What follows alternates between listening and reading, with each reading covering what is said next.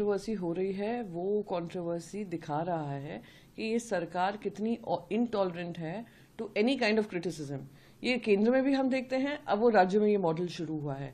एक पूर्व मुख्यमंत्री जो अब उप मुख्यमंत्री हैं, उनके लोग गुंडाई कर आते हैं, एक इकोनॉमिक एक्टिविटी, वो उनका घर भी नहीं, उनका पर्सनल प्रॉपर्टी नहीं, उसको जाकर आप तोड़ देते हैं। आप समझ सकते हैं मुंबई जैसे शहर में कुछ भी स्टूडियो रेंट करना भी कितना महंगा पड़ता है, पर वो एक जगह थी जहां पे वो लोग जाकर अपना स्टैंड अप कॉमेडी करते थे, अपने पॉडकास्ट रिकॉर्ड करते थे, ऑडियंस को आकर एंटरटेनमेंट मिलता था। आपने कल उसको तहस नहस कर दिया। और नॉट जस्ट दैट, सिर्फ उनके गुंडे नहीं गए, साथ ही साथ बीएमसी को भी भेजा गया। बीएमसी जिसमें 2 साल से इलेक्शन नहीं हुआ है, कि राज्य सरकार की वो पपिट है। आज आप लोगों ने ओवर जीलस होकर ये जो काम किया है, महाराष्ट्र की जनता देख रही है। कामना नहीं किया जाएगा, पॉलिटिकल लीडर्स द्वारा लेसन टीच किया जाएगा। जिस तरीके से उनको ऑडियो कॉल्स आ रहे हैं, आपने एक ऑडियो कॉल सुना ही होगा जहां उन्होंने कहा आ जाओ तमिलनाडु, तो उन्होंने कहा हम तमिलनाडु कैसे आ सकते हैं, तुम मुंबई आओ, हम तुम्हें मारना चाहते हैं। आप समझ सकते हैं कि किस तरीके से स्क्रीनशॉट्स वायरल हो रहे हैं कि एटलीस्ट 100 कॉल्स गए हैं और वो उनको धमकियां दे रहे हैं। तो किस तरीके का फ्रीडम ऑफ स्पीच एक्सप्रेशन। उन्होंने क्या कहा, मेरी नजर से तुम देखो तो वो गद्दार हैं।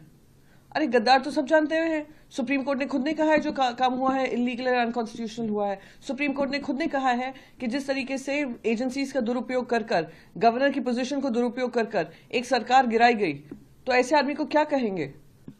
आदित्य जी और जी ने सामना करके उन्होंने कुछ गलत नहीं कहा, उन्होंने अपना सिर्फ काम करके एंटरटेन करके, साथ ही आज 11 बजे तक पेश होने के लिए कहा गया कुणाल कामरा को पुलिस स्टेशन में, उनके खिलाफ एफआईआर भी हुई है। मैं उनके गृह मंत्री, हमारे राज्य के गृह मंत्री के जो एमओएस हैं, राज्य गृह मंत्री, उनकी बात सुन रही थी।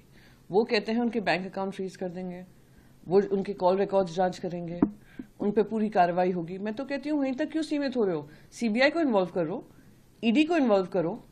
अजीत डोवल जी से रिक्वेस्ट करिए, गृह मंत्री से रिक्वेस्ट करिए कि वो एनआईए को लेकर आए, एटीएस को लेकर आए, मिनिस्ट्री ऑफ एक्सटर्नल अफेयर्स को कहिए कि देखिए कहीं इंटरनेशनल कॉन्स्पिरेसी का हिस्सा तो नहीं है। क्योंकि उनका गुनाह क्या है, उन्होंने एक जोक मारा है, एक जोक जो सरकार की तरफ लेकर किया है। तो उसके लिए ये जो डिसप्रपोर्शनेट पुशबैक हो रहा है सरकार का, वो दुर्भाग्यपूर्ण है, शर्मनाक है और दिखाता है कि फ्रीडम ऑफ स्पीच तब तक लागू है जब तक विपक्ष को गाली पड़ती रहे, पर जब खुद के ऊपर क्रिटिसिज्म आता है तो आप उसको हर तरीके से चुप कराने की कोशिश करते हैं।